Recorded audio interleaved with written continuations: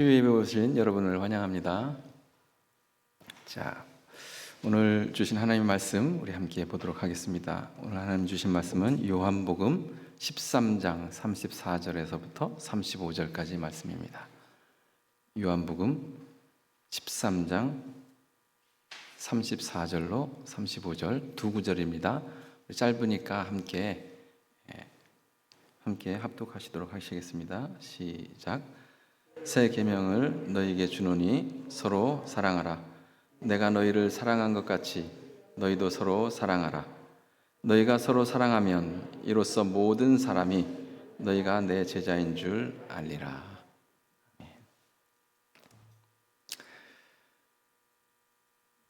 여러분, 사랑에 대해서 어떻게 생각하십니까? 어떤 사람은 이렇게 사랑을 이야기를 하더라고요. 야, 그 사랑 별거 아니야. 살아봐. 사랑이 그렇게 크게 우리에게 도움을 주는가? 사랑 그거 별거 아니야. 과연 그럴까요? 사랑이라는 것은 제대로 경험하면 우리에게 생명을 주는 것이 사랑이다. 이렇게 말씀드리고 싶습니다. 우리가 하나님을 칭할 때 사랑의 하나님이라고 이렇게 얘기를 하죠. 근데 그 하나님께서 생명 그 자체이십니다.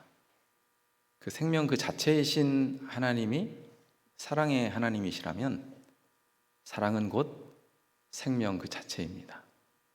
사랑을 받으면 살고요. 사랑을 받지 못하면 죽습니다. 우리가 이 한순간순간을 살아가는 것도 하나님의 사랑이 우리 가운데 매 순간 임하기 때문에 우리가 살아가는 것입니다. 그 사랑이 끊어지면 우리는 죽습니다. 그래서 오늘 우리가 이 사랑에 대한 이야기를 나눌 때에 여러분과 함께 조금은 우리가 사랑에 대해서 좀 실제적으로 우리가 또 어떻게 접근할 것인지에 대해 함께 좀 살펴보는 시간을 갖도록 하겠습니다. 지난 2주간 좀 마음에서 일어나는 일들을 어떻게 우리가 다룰 것인가에 대해서 여러분하고 같이 좀 살펴보았습니다. 첫째 시간에는 우울과 자살이라는 주제 아래에서 여러분과 함께 생각의 측면, 인지적인 측면을 좀 다루었어요. 그래서 우울이라는 것은 감정이라기보다도 생각의 문제다라고 여러분하고 같이 나누었습니다. 둘째 시간에는 트라우마와 공황에 대해서 여러분하고 같이 좀 나눴습니다. 이거는 감정적인 측면이에요. 그래서 우리의 감정, 원하지 않는 우리의 감정, 우리 안에서 일어나는 원하지 않는 감정들을 우리가 어떻게 다룰 것인가에 대해서 지난 시간에 여러분하고 함께 다루었습니다. 자, 그래서 첫째 시간에는 지정의 중에서 지의 측면을, 둘째 시간에는 정의 측면은 오늘 나왔죠? 무슨 측면 다룰까요? 의의 측면, 의지, 행동의 측면을 여러분하고 같이 다루도록 하겠습니다. 사람의 행동은 그 사람의 마음을 간파할 수 있는 강력한 증거가 되기도 합니다. 저와 같은 상담가들은 이게 사람들을 볼 때 우리 눈에는 한 사람의 어떤 그 행동이 그 사람을 이해하는 아주 굉장한 좋은 단서가 되기도 합니다. 그래서 상담을 이렇게 좀 신청해서 첫 시간에 이렇게 내담자가 이렇게 들어오잖아요.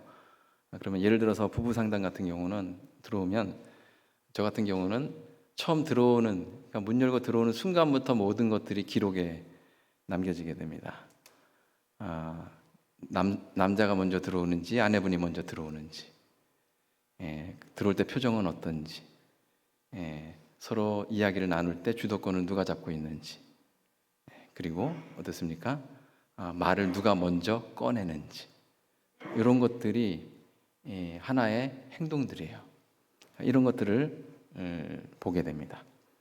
개인적으로 개인 상담을 이렇게 하면 개인 상담도 들어올 때 이런 것들을 다 보지만 개인 상담 같은 경우는 옷은 어떠한지, 화려한지 아니면 준수한지, 그 사람의 위생 상태는 깔끔한지 아닌지, 화장이 너무 진한지 아닌지, 이 모든 것들이 단서입니다. 이야기를 하는 와중에 갑자기 침묵이 흐른다든지, 아니면은 웃을 순간이 아닌데 너털 웃음을 짓는다든지 뭔가가 있는 거예요. 상담 신청서를 이렇게 받습니다. 막 써요.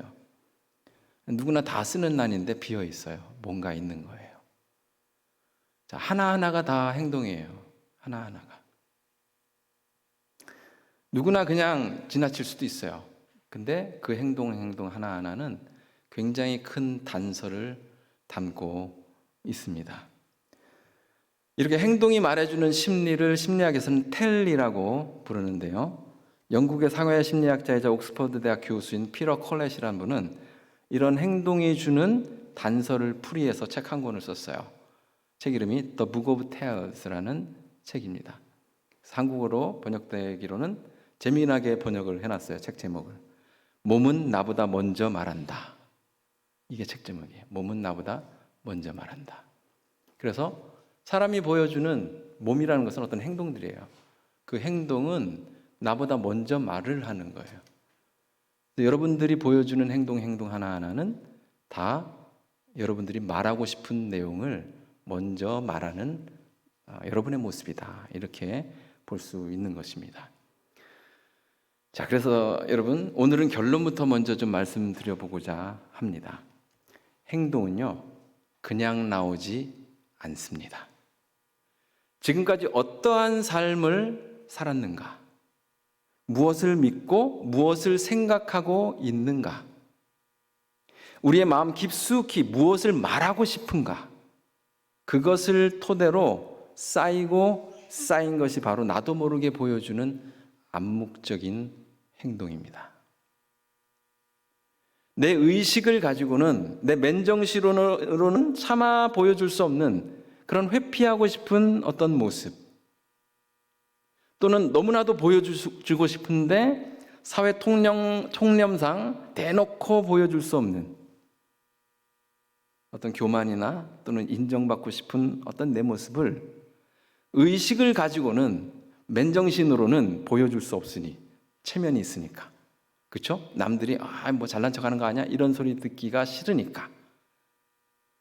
그렇지만 의식 밖에서는 보란듯이 적나라하게 보여주는 것이 바로 우리가 보이는 암묵적인 행동이라는 것입니다. 자, 그렇다고 부정적인 측면만 암묵적인 행동으로 나오는 것은 아닙니다. 좋은 측면, 긍정적인 측면도 얼마든지 쌓이면 암묵적인 행동으로 자연스럽게 흘러나올 수 있습니다. 성경 말씀에 네 쌓은 악에서 뭐가 나오고? 악이 나오고, 네 쌓은 선에서 선이 나온다고 했죠. 어떻게 보면 우리의 암묵적인 행동들은 우리 안에서 우리의 삶을 통해서 쌓인 것들이 나오는 것이다. 이렇게 말씀드릴 수 있겠습니다. 자, 함께 따라해 봅시다. 행동은 그냥 나오지 않습니다. 그렇습니다. 행동은 그냥 나오지 않습니다. 내 마음 깊숙한 곳에 자리 잡은 나의 신념, 태도, 평소의 생각들이 쌓여서 자연스럽게 겉으로 표현되어서 나타나는 것이 바로 행동입니다. 여러분, 이 의미에 기반해서 오늘 예수님께서 하신 말씀을 이해하는 것이 중요합니다. 본문의 말씀을 다시 한번 읽어봅시다. 요한복음 13장 34절, 35절의 말씀입니다. 자, 한번 읽어볼까요? 시작. 새 계명을 너희에게 주노니 서로 사랑하라. 내가 너희를 사랑한 것 같이 너희도 서로 사랑하라. 너희가 서로 사랑하면 이로써 모든 사람이 너희가 내 제자인 줄 알리라. 예수님께서 우리를 사랑하신 것은 굉장히 자연스러워요. 왜냐하면 예수님은 우리에 대한 사랑을 쌓인 그분은 그 사랑 자체이셔서 그냥 있는 그대로 자연스럽게 우리에게 나타내 보여주시는 그 사랑이 주님의 사랑이십니다. 자, 이렇게 자연스럽게 우리를 사랑하신 것 같이 너희도 자연스럽게 너희도 모르는 사이에 사랑을 나타내 보이면 이로써 사람들이 알아차린다는 거죠. 이로써 사람들이 제자라고 알아차린다는 것입니다. 예수님과 똑같은 그 자연스러움, 마음속 깊은 곳에서 흘러나오는 예수님의 그 사랑을 알아차린다는 것입니다. 우리는 사랑이 일종의 감정으로 생각하기도 합니다. 사랑을 일종의 관념으로 생각할 수도 있어요. 하지만 예수님이 말씀하시는 그 사랑은 어떤 감정이나 관념이라기보다는 마음속에서 자연스럽게 흘러나오는 행동을 말하고 있습니다. 우리는 사랑에 대해서 예수님께서 얼마나 진심이신지 요한복음 전체를 통해서 살펴볼 수 있습니다. 요한복음 1장은 우리를 향한 하나님의 사랑을 성육신으로 이 땅에 오심을 실천하신 것을 나타내 보여주고 있습니다. 1장 14절 말씀 한번 찾아볼까요? 요한복음 1장 14절 말씀 제가 한번 읽어보도록 하겠습니다. 말씀이 육신이 되어 우리 가운데 거하시매 우리가 그의 영광을 보니 아버지 독생자의 영광이요 은혜와 진리가 충만하더라. 자, 이것은 우리를 향하신 하나님의 그 사랑이 얼마나 강하신지 육신을 입고 우리와 똑같이 교제하기 위해서 우리를 구원하시기 위해서 오신 하나님의 사랑을 나타내 보여주고 있습니다. 3장으로 넘어가면요. 3장 16절에 보니까 니고데모와의 말씀 중에 우리를 향하신 하나님의 사랑을 다시 한번 말씀하십니다. 너무나 잘 아는 말씀이죠. 외울 수도 있는 말씀이죠. 제가 읽어드리겠습니다.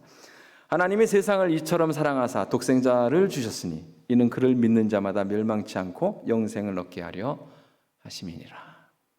역시 하나님께서 우리를 얼마나 사랑하시는지 그 사랑이 마음속 깊이 하나님의 모든 것임을 우리가 알아차릴 수 있는 그런 하나님의 말씀이다. 이렇게 볼 수가 있겠습니다. 4장에서 예수님은 수가성 여인과의 대화를 나누세요.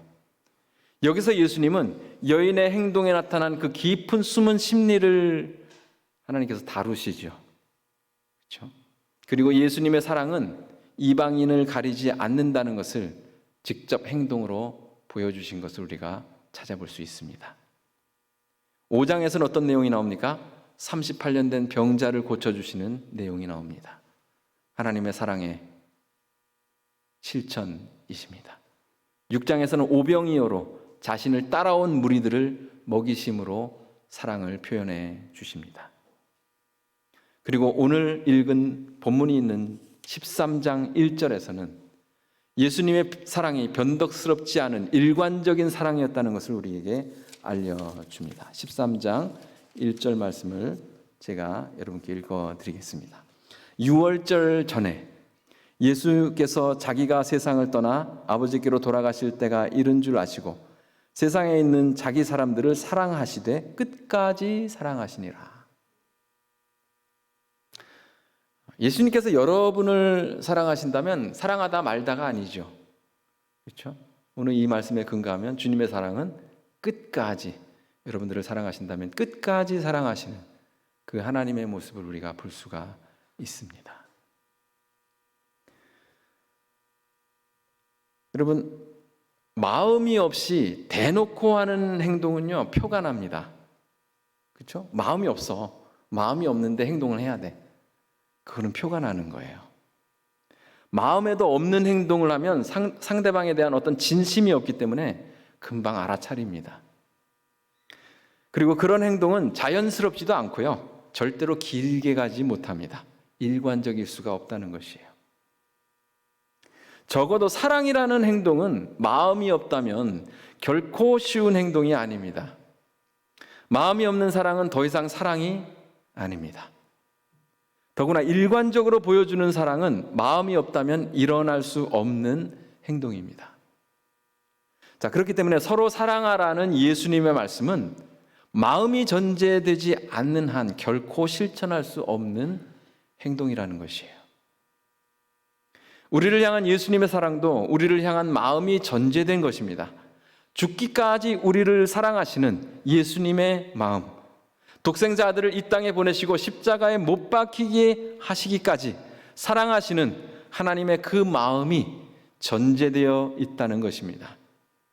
그래서 복음서에 나오는 주님의 행동 하나하나는 매우 자연스럽고 일관적일 수 있는 것이에요.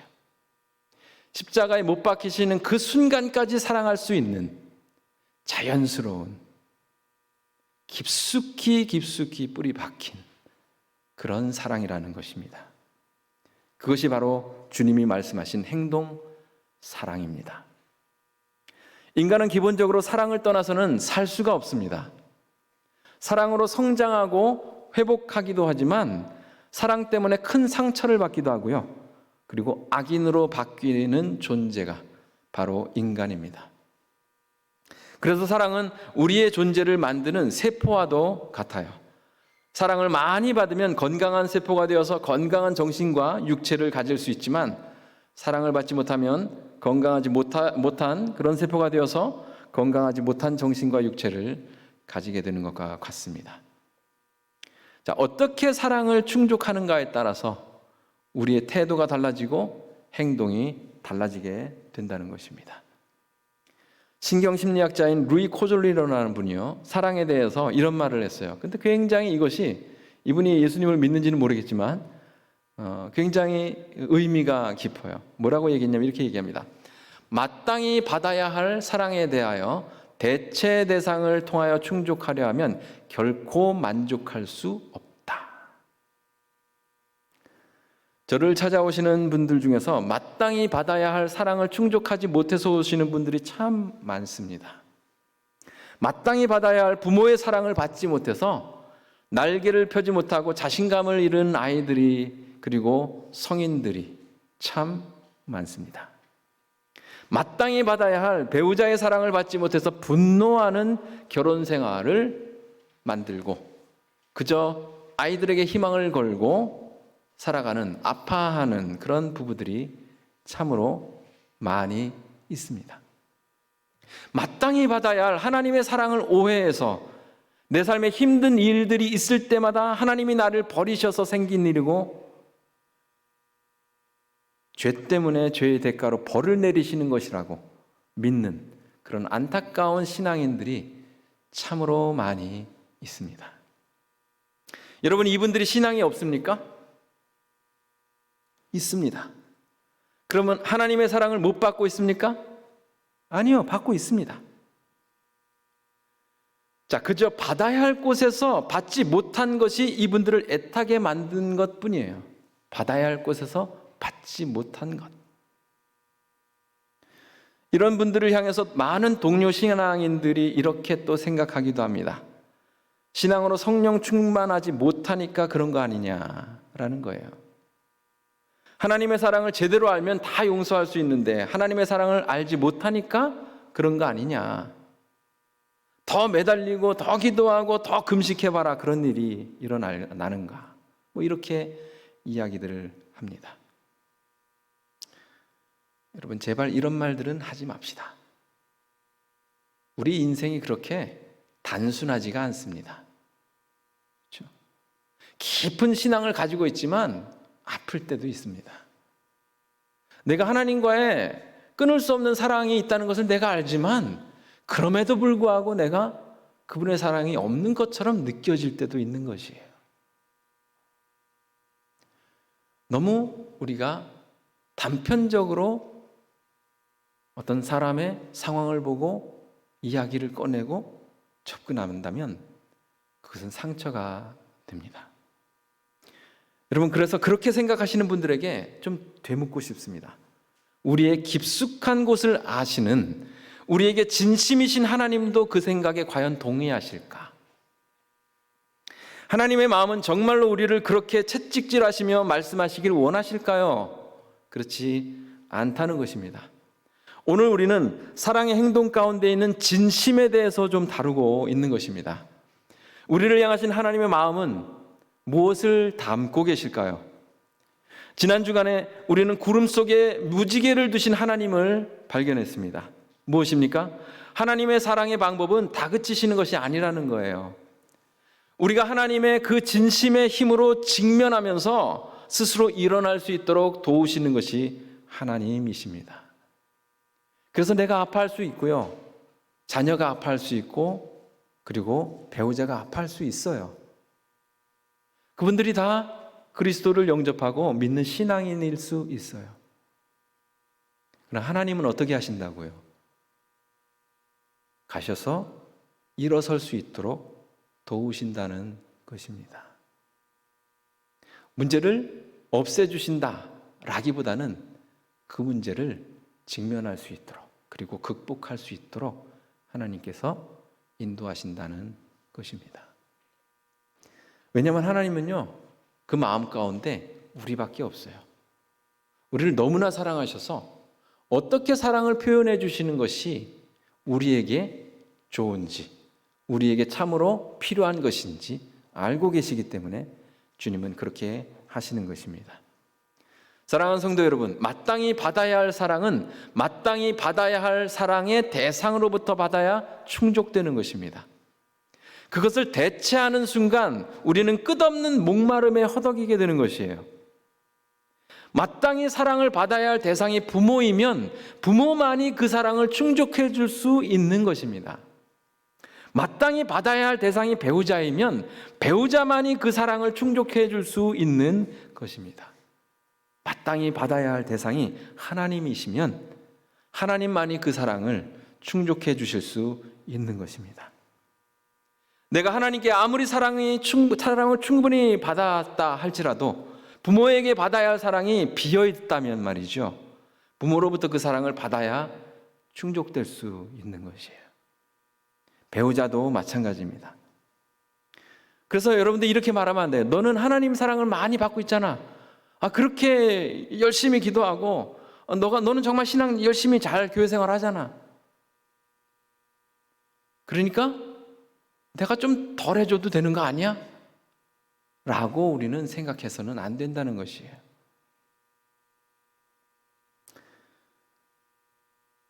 우리가 실천해야 할 사랑의 의무를 하나님께 떠맡겨서는 절대로 안 된다는 것입니다. 마땅히 사랑을 받아야 할 대상으로부터 사랑을 받지 못하면 인간은 반드시 대체 대상을 찾아서 그 사랑을 메우려 하는데 결코 만족할 수 없다는 것입니다. 대표적인 것이 중독이라는 분야입니다. 저는 졸업을 위한 필수 과정을 인턴을 할 때 마약 중독 센터에서 인턴을 했어요. 마약 중독자들을 상담하면서 사랑의 힘이 얼마나 강한지 거기에서 저는 또 경험하게 되었습니다.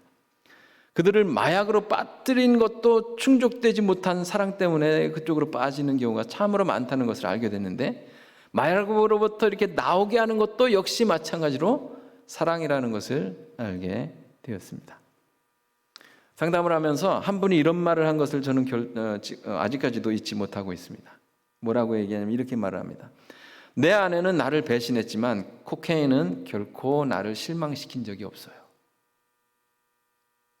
실망시킨 적은 없겠지만요, 코케인이 그 배우자의 빈자리를 결코 만족시키지는 못했습니다. 만족시켰다면 거기서부터 빠져나오려고 회복센터를 들어오질 않았겠죠. 자, 그렇다면 어떻게 우리는 또 사랑해야 될까요? 사랑이 이렇구나. 그러면 우리가 어떻게 사랑해야 될까? 오늘 예수님께서 말씀하신 서로 사랑하라는 이 세 계명을 어떻게 지켜야 될까? 예수님이 말씀하신 사랑은 성경에 기록되었고 또 거룩한 사랑이니까 주님이 말씀하셨으니 좀 내 생활과 상관이 없는 사랑일 것 같이 느껴질 수도 있어요. 자칫 너무나 커서. 아니면 서로 사랑하는 예수님의 그 말씀은 교회를 통해서 또는 선교 현장에서 베풀어지는 그런 사랑만 염두에 두고 말씀하신 그런 말씀인 걸로 생각하기가 또 쉬워요.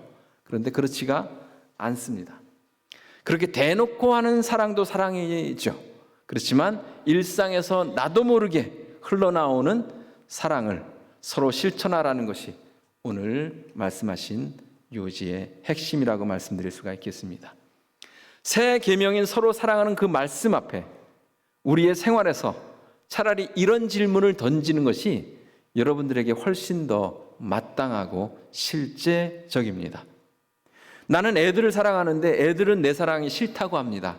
어떻게 해야 합니까? 나는 배우자를 분명히 사랑하고 있는데 배우자는 내가 전혀 사랑하지 않는다고 말하고 있습니다. 무엇이 잘못되어 있습니까? 나는 하나님을 사랑하는데 하나님은 날 사랑하지 않는 것처럼 느껴집니다. 뭐가 문제입니까? 나도 진심으로 사랑하고 싶은데 잘 안 됩니다. 어떻게 해야 합니까? 여러분의 상황에서 실제적으로 어떤 일들이 사랑에서 일어나고 있습니까? 어떻게 뭔가 좀 잘못되어 가고 있습니까? 오늘 말씀이 우리에게 주어졌다면 여러분들의 그 질문에 대한 해답이 말씀으로 다가오기를 간절히 바라겠습니다. 우리의 일상에서 겪는 어려운 상황 가운데 이런 질문을 던지면서 고민하는 것이 서로 사랑하는 예수님의 말씀의 실천의 시작이다, 이렇게 말씀드릴 수가 있겠습니다. 그 질문들의 해답을 찾기 위해서 사랑의 근원이신 하나님께서 어떻게 우리를 사랑하시는지를 우리가 모델로 배우고 거기에서 깨달음을 얻을 필요가 있습니다. 우리는 자칫 하나님의 사랑하면 십자가의 죽음으로 보여주신 거룩하고 우리는 감히 흉내내지 못할 어마어마한 사랑을 떠올리고 하나님께서 나에게 그것을 요구하시는 것으로 생각하기가 쉽습니다. 그리고 하나님을 닮아가야 하는데 감히 다가가지 못하고 내가 보여주는 사랑의 초라함을 느끼면서 나를 감추기 쉽습니다. 자, 그런데 우리가 사랑하는 데 있어서 범하기 쉬운 가장 큰 실수가 바로 하나님의 사랑을 인간이 실천할 수 없는 큰 사랑으로 정해놓고 하나님이 자연스럽게 보여주신 여러 가지 방법에 대해서는 지나쳐버리는 것이 우리의 가장 큰 실수라고 말씀드릴 수 있는 것이에요. 우리가 낙심하고 있을 때 하나님은 세미한 음성으로 우리에게 다가와서 사랑을 표현하시기도 합니다. 우리에게 필요한 것을 필요할 때 공급하시는 모습으로 우리에게 사랑을 표현하시기도 하십니다. 우리에게 필요한 말을 다른 사람을 통해서 말씀해 주시기도 하시고요, 환경을 통해서 말씀해 주시기도 합니다. 또 우리에게 깊은 감동을 주셔서 말할 수 없는 하나님의 사랑을 영혼 깊숙이 느낄 수 있도록 인도해 주시기도 하십니다. 다만 우리가 이런 것들을 쉽게 지나친다는 데 문제가 있는 것이에요. 여러분, 하나님의 사랑을 느끼시고 싶으세요? 순간순간 느껴보시기 바랍니다. 내가 숨쉬는 이것도 하나님의 사랑이고 내가 먹을 수 있는 음식도 하나님의 사랑이고 나에게 들려주는 누군가 목원들의 어떤 한마디 또는 동료의 어떤 한마디, 그 사람의 말일 수도 있지만 하나님께서 그 사람을 통해서 나에게 말씀해 주시는 그런 말일 수도 있다는 것이에요. 이런 것에 우리가 익숙해지지 않으면 자칫 여러분은 하나님의 사랑하면 십자가에 달리신 어마어마한, 나는 감히 실천할 수 없는 그런 사랑으로 우리는 하나님의 사랑을 자꾸 경험하려는 그런 습성을 가지기가 쉬워진다는 거예요. 사소한 것에서 나도 모르게 흘러나오는 자연스러운 묻어나는 사랑, 이것이 바로 주님이 우리에게 요구하시는 서로 사랑하라는 새 계명인 것입니다. 여러분, 새 계명이나 옛 계명이나 동일한 거 아시는가요? 옛 계명도 마찬가지죠. 그렇죠? 하나님을 사랑하고 이웃을 사랑하고, 옛 계명 무엇입니까? 사랑이에요. 근데 그 사랑을 반복해서 오늘 예수님께서 새 계명이라고 말씀하시는 거예요. 어떻게 사랑하라고? 서로 사랑하라. 지금 이 말씀 언제 하십니까? 곧 있을 십자가 죽음 앞에서. 어쩌면 우리에게 말씀하시고 있는 그 말씀인지도 모릅니다. 베드로전서에 보니까 말세에 대한 이야기를 하면서 베드로가 교회들에게 이런 말을 합니다. 사랑하라고. 그렇죠? 무엇보다 사랑할지니 라고 이렇게 얘기합니다. 우리가 해야 할 것도 역시 사랑이다 라고 여러분께 말씀드릴 수 있는 것입니다.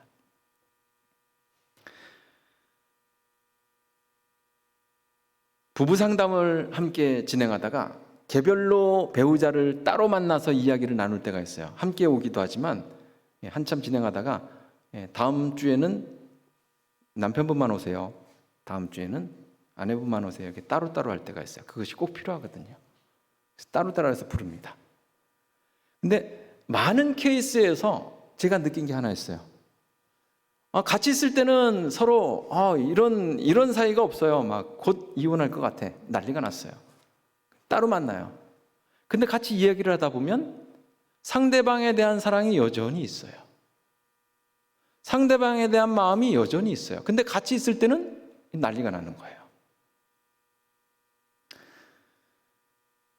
이런 분들의 특징은 각자가 사랑을 느끼는 초점이 달라요. 그리고 자기는 사랑하지만 배우자는 자신을 사랑하지 않는다고 믿는 거예요. 따로따로 만나면 다 사랑하고 있어요. 근데 각자 느끼는가? 못 느끼고 있어요. 왜일까요? 자기가 느끼는 사랑의 방식이 배우자가 보내주는 방식과는 다른 거예요. 여러분, 게리츠 해프먼은 이 책도 굉장히 유명한 책 중에 하나예요. 5가지 사랑의 언어라는 책을 썼어요. 그래서 사람마다 느끼고 표현하는 포인트를 5가지로 요약해서 설명하고 있습니다. 나와 있나요? 자, 첫째는 인정하는 말, 함께하는 시간, 선물, 서비스, 스킨십. 어떤 사람은 진심 어린 말을 원해요. 사랑한다고. 내 눈을 조금 보고 말하라고. 어떤 사람은 함께하는 시간을 원해요. 어떤 사람은 선물을 원해요. 어떤 사람은 서비스를 원해요. 해주는 방식도 다른 거예요. 어떤 사람은 말을 굉장히 잘해줘요. 근데 누구나 다 말을 잘하나요? 아니잖아요. 그렇죠? 말을 못 해주는 사람은 어때요? 은근슬쩍 설거지를 한다든지. 그렇죠? 은근슬쩍 뭐 합니까? 뭐 이렇게 괜히 안 하던 청소기 가지고 왔다 갔다 하죠. 그렇죠? 자, 이게 뭐예요? 전부 다 하나의 사랑의 표현인 거예요. 그런데 상대방이 이런 것들을 느낄 수 있는가? 못 느끼고 간다는 것이죠. 사랑하는 성도 여러분, 서로 사랑하기를 원하십니까? 여기에 서로라는 단어에 주목하시고요. 사랑은 서로 맞춰간다는 것을 우리가 잊지 않았으면 좋겠습니다. 맞춰지지 않으면요, 짝사랑에 그칩니다. 배우자에게 사랑을 느끼지 못하고 있다면 어쩌면 부부간의 짝사랑만 서로 지금 하고 있는지도 몰라요. 초점이 맞춰지지 않은 채 말입니다. 그러므로 배우자의 다양한 행동에 눈을 떠보세요. 아까 말씀드렸죠. 예수님의 사랑을 느끼시면 어떻게 하시라고요? 매 순간 이것도 하나님이 주신 거였구나. 저것도 하나님이 주신 거였구나. 이것도 하나님의 사랑이었구나. 결국 하나님의 사랑이 모든 것이었구나. 그렇죠? 이것을 살짝 어디에 돌리는 거예요? 배우자에게 돌리는 거예요. 이것도 사랑이었구나. 이것도 이 사람의 표현 방식이었구나. 여러분, 설거지를 해준다고 당연하게 생각하지 마시고요. 청소기를 잡는 모습을 이제야 철이 든다고 생각하지 마시고요. 은근슬쩍 곁으로 다가가는 모습이 있을 수도 있어요. 자, 은근슬쩍 곁으로 다가오는 모습을 안 하던 짓 하지 말라고 밀어내지 말기를 바랍니다.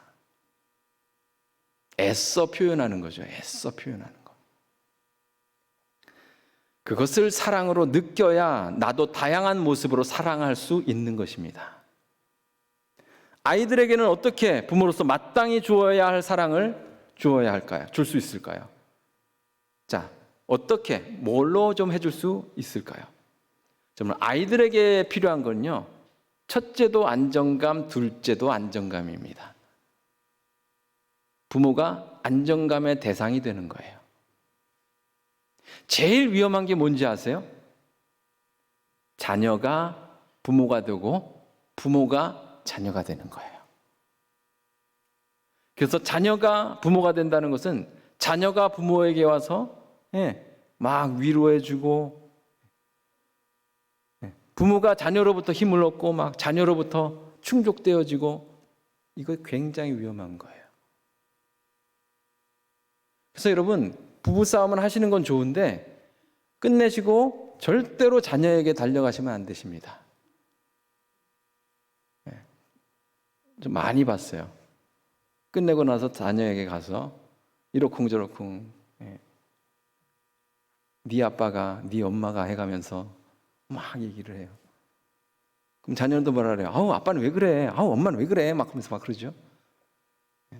그런데 좋은 게 아니라는 것이에요. 자녀에게 필요한 것은 부모예요. 근데 그 부모는 뭐라고요? 안정감이에요. 우리와 하나님과의 관계 똑같아요. 하나님이 우리한테 와서 위로를 느낀다고 생각해 보세요. 그렇죠?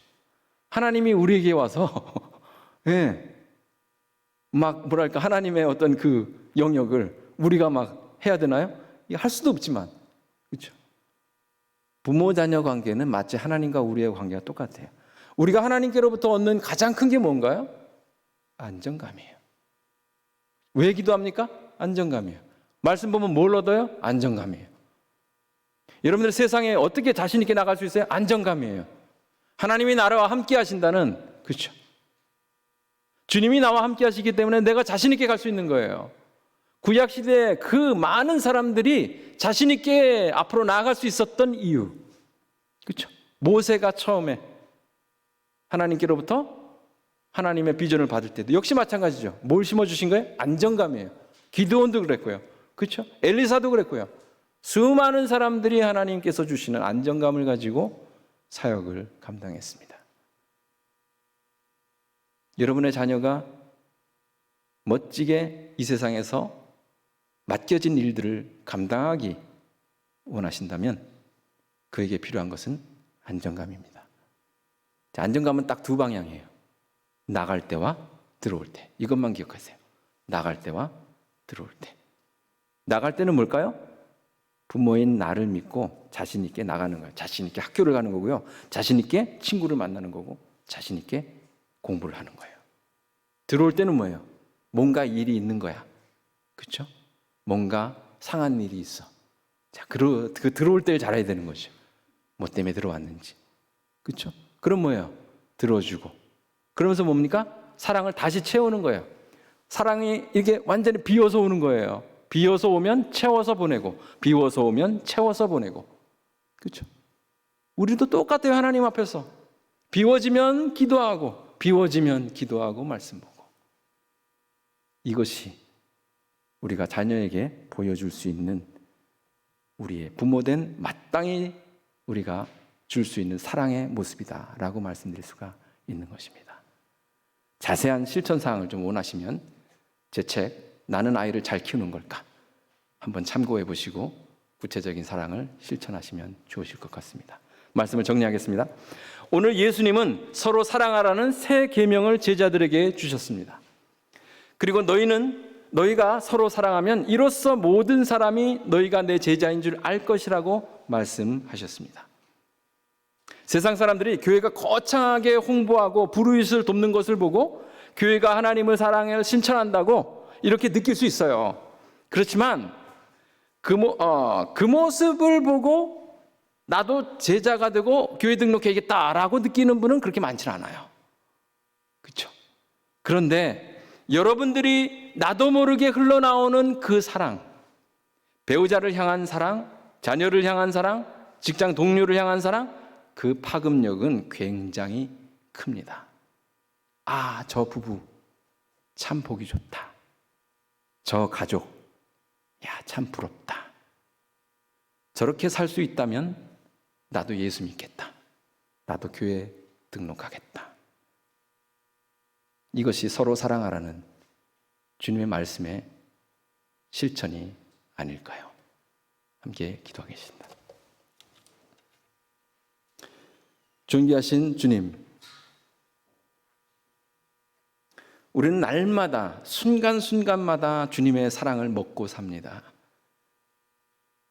그 사랑이 곧 생명이기 때문입니다. 주님, 하나님, 우리가 생명을 가지고 있는 한 하나님의 사랑은 여전하고 우리가 생명을 가지고 있는 한 주님의 사랑은 나에게 계속 부어질 것을 우리가 믿습니다.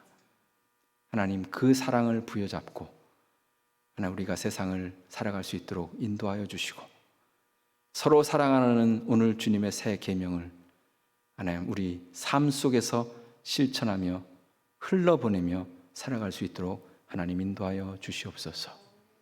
하나님, 예수님께서 이 땅에 오신 성탄을 하나님, 이 사랑으로 함께 나눌 수 있도록 인도하여 주시고, 하나님, 이 성탄의 의미가 주님의 이 깊은 사랑의 의미 위에 있다는 것을 하나님, 우리가 알 수 있도록 인도하여 주시옵소서. 하나님, 우리가 함께 사랑할 때 하나님, 우리의 가족이 더 주님 사랑 안에 풍성해지고, 더 교회가 주의 사랑 안에 풍성해지고, 이 사회가 주님의 사랑 안에 더 풍성해지는 줄 믿습니다. 하나님, 우리가 세세한 것에서부터 주님의 사랑을 느끼게 인도하여 주시고, 그 감각으로 우리가 삶을 살아가며 세상을 사랑할 수 있도록 인도해 주시옵소서. 감사하고 예수 그리스도의 이름으로 기도하옵나이다.